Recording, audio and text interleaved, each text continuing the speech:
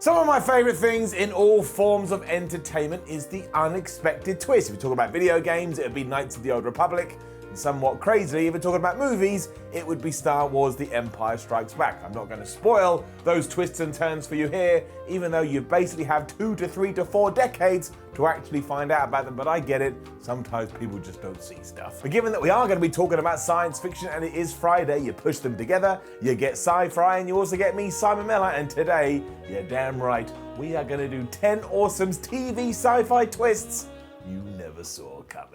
Number 10, Black Mirror and the Fake Hero. I like Charlie Brooker a lot. He seems like a fun and creative guy, and I also like everything he's done with his Wipe series over the years. But when his name does come up in conversation, what most people want to discuss is the show known as Black Mirror. Now, as anybody who has seen that will know, it is properly screwed up, and while some episodes are absolutely brilliant, others, well, they kind of divide the audience and everyone just wants to chat about whether it was good or whether it was a bunch of crap. But nobody says that about season 2's The White Bear. Starting with an innocent woman who seems to be on the run from a bunch of crazy people who just want to berate her and film her every single move, you actually have sympathy and, dare I say it, empathy for this character until it turns out Black Mirror is just trolling you and reveals its secret in the worst possible way. As it turns out, Victoria, as she is known, is actually a child murderer, and her punishment was to have her memory erased and then be treated like her victim in the sense that she is going to be harassed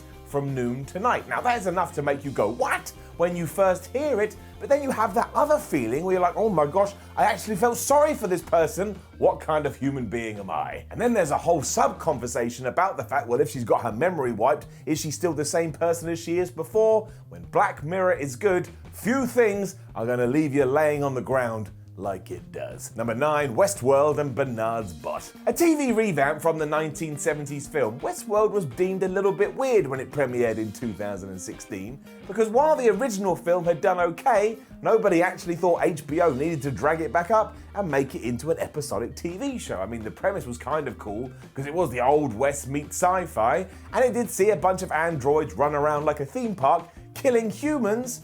But where do you go after that? Being written by Michael Jurassic Park Crichton meant that it did have some worth and it did have some charm, but even HBO realized they needed to do something different, which is why at the end of the first season, they went, oh, by the way, Bernard, the human being who has been the hero of the piece, the protagonist, the central character, well, he's not actually a human being at all. He is one of these robots, he is one of these androids, and he's not what you thought he was. Are you kidding me? What's even worse is that Bernard didn't know this either, and then you found out that he was a robot that was based on the person that had come up the park to begin with. And the really cool thing about this is that all of a sudden, if you were invested and you were a viewer, you're like, man, I can't trust anything anymore. And it made the show absolutely brilliant. Number 8, X-Files and Mulder Scully's Not Kid. If you go back to when this happened, I think it's fair to say the audience wasn't entirely on board with this, and we had a little bit of a Game of Thrones situation. Now, fair play for the writers and the producers for taking such a risk, but sometimes people watching, they don't enjoy being trolled. Either way, I think whoever came up with this deserves all the props in the world, because as X-Files was making a return to prominence in 2018, you learned that Mulder and Scully's kid wasn't Mulder and Scully's kids at all, and instead was a result of a drugged up Scully and an alien experiment. That's right. And amazingly, this twist was actually established in the year 2000 in an episode I would presume most fans had forgotten about. The cigarette smoking man had abducted Scully and done a bunch of experiments on her, and as we found out 18 years later, this was what came out the other end. A child! So I guess it was brilliant and infuriating in equal measure, but isn't that what a good TV show should do? It should light a fire under your ass, so you run to work the next day and you just want to talk about it, or in the modern day, you go on Twitter and you moan.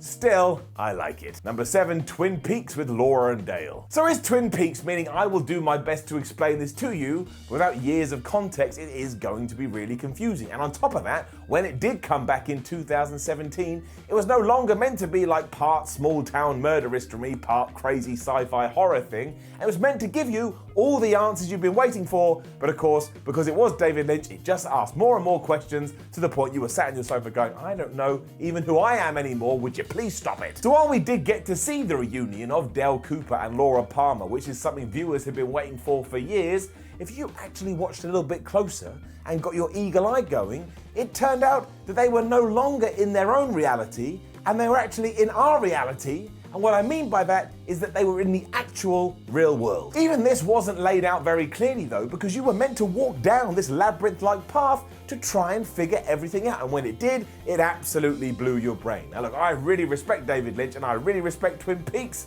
but come on, this whole show. Number 6, The Outer Limits, and the enemy being human. Given that The Outer Limits was born out of the Twilight Zone and went on to inspire things like Black Mirror, you should already know that most episodes ended with a giant twist. I mean, that was the whole appeal, and sometimes they did go way too over the top, but that was not the case in 1998, where For Hearts and Minds first aired. Drowning in jingoistic patriotism and xenophobia, the whole episode is framed around a group of soldiers being given an experimental drug so they can go out into a warfield and shoot down a bunch of aliens. But as it turns out, this drug is actually hallucinogenic, and what they're seeing is aliens, but the actual people they're killing are human beings that this military group or whatever wants dead. The only reason they're doing this is so that said soldiers don't have a guilty conscience about it, and you think, well, that's okay. When they do find out, oh my gosh, we're being drugged, we need to sort this out, and we'll go and tell our would-be enemies, and then together we can come together to kick these guys' asses.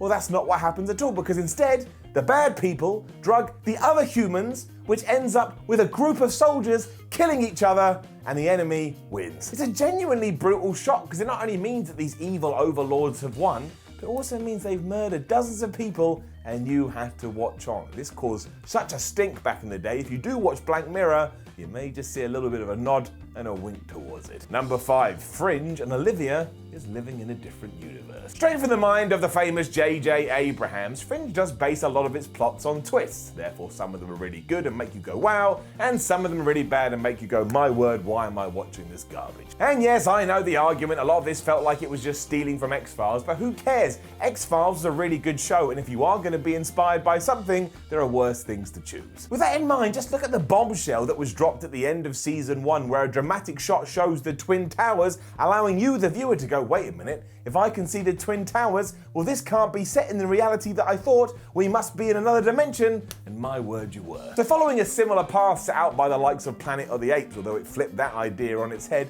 fans were stunned to learn that hero Olivia was actually living in an alternative timeline or an alternative reality to the one that we expected. It gave Fringe a whole new sense of depth and weight, it got the audience invested and made sure everybody was desperate to see season 2. Number 4, Battlestar Galactica and the other Battlestar. The ending of this series is terrible. Everybody says it, you say it, I say it. Even George R.R. Martin wrote an open letter saying that he thought the ending of Battlestar Galactica was lazy and that it discredited everybody who had watched from all of those years. But I suppose, you know, it's good to have these critical conversations. Why else does Reddit exist? Forgetting all of that though, Battlestar Galactica did know how to pull off a pretty damn good twist, and I am of course talking about Pegasus. This crazy installment opened with the fact that another Battlestar had survived, meaning that humanity did have a ray of hope, before instantly turning that on its head and going, oh wait, the crew of this ship are kind of a bunch of assholes. They also outranked our personal heroes, and while I say all of that, it was more that they just happened to run a tighter ship than the one that we were used to,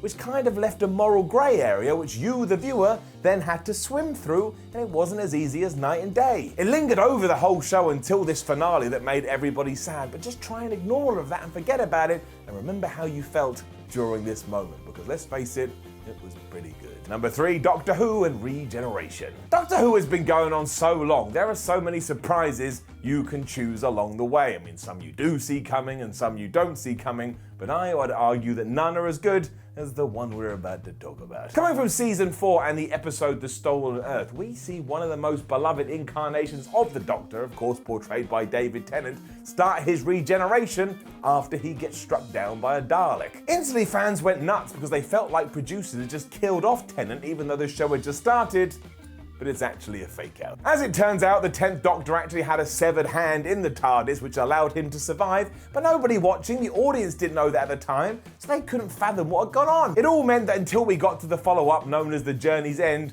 we all thought he was dead, and it was just brilliant. Number 2, Lost and Jack's flashbacks, or flash forwards as we would soon learn. Now, The problem with Lost is that expectations were so high as it did reach its conclusion that I don't think anybody involved was ever going to be able to satisfy this massive fan base that it had acquired. You would have to have come up with the best ending of all time, and it just wasn't going to happen. Ignoring all of that, there was a reason the program had reached the highs that it had, and it all came down to moments like this. As Jack, the ever-despondent and depressed character, was having one of these flashbacks, all of a sudden that got thrown out the window when in it he went to the airport and met Kate, who he was also sharing the island with. The problem there was that would only make sense if these were actually flash forwards and he was looking into the future rather than flashbacks, and that was exactly the case. The twist proved just how daring Lost was willing to be, which again, yes, made it all the more sad when you were done and were like, great, I just wasted my life. But you didn't, because sometimes it's about the journey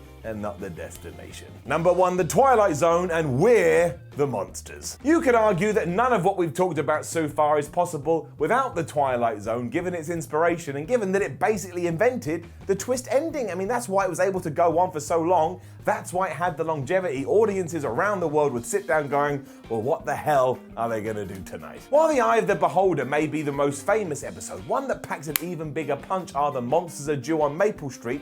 It's also just drowning in thematical undertones. As a neighborhood does go directly into a trash as each neighbor accuses the other neighbor of being an alien, it gets so bad that before long, we have a full-scale riot on our hands. And as that happens, the camera zooms out all the way to space where we actually do see a couple of extraterrestrials who are laughing at us going, well, if we ever do want to attack, we now know what we can prey on, and now we know what we can manipulate. That's right, there was no alien to begin with, but the human disposition to not trust other individuals has now opened the door for an attack, and they know exactly how to exploit us. No one saw it coming, and given when it did air, it was just a huge indictment about McCarthyism, which was a bunch of people going around and pointing at their neighbor going, it was them, take them away, but please don't arrest me. Also, yes, if any of that sounded like Kang and Kudos from The Simpsons, well, a little bit of trivia to end, this is exactly where it came from. Know of any other amazing sci-fi TV twists? Make sure you let us know in the comments below, and don't forget to like, share, and subscribe. Then head over to whatculture.com and read yourself some articles. Follow What Culture on Twitter at What Culture,